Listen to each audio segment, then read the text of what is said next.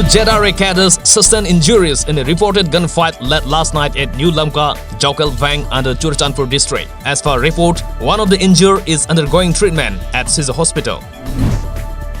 The 12-hour statewide shutdown called by laborers from 4 a.m. is underway peacefully. Protesters came out in large number and blocked the roads in different parts of the state. The shutdown has been called against the state high court's order banning unauthorized sand mining and stone quarry in rivers across the state. The 12-hour shutdown called by Delhi wage earners partially affects normal life in the state. During the ongoing shutdown, some educational institutions remain closed. However, marketplaces in Imphal were open. In connection to Vivesana's death, the anticipatory bail plea by alleged suspect in the case, Principal of Standard Robert Higher Secondary School, Fairoijam Landoni, and Administrator of the school, Romita, will be announced by Session Judge of Imphal West today. The monsoon session of 11 Manipur Legislative Assembly will begin after August 15 and continue till 2nd of September as far information received by TOM-TV.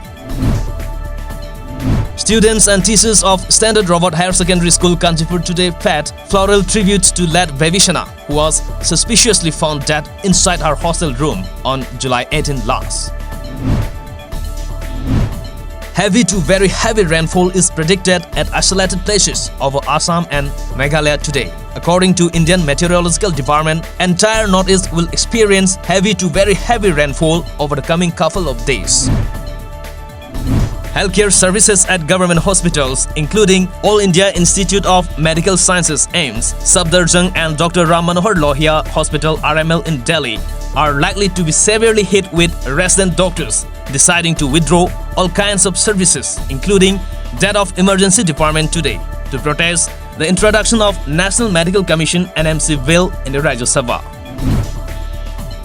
Britain, Germany and France have asked the United Nations Security Council to meet behind closed doors today on North Korea's latest missile launches, diplomats said. As for reports, North Korea fired two short-range ballistic missiles early on July 31.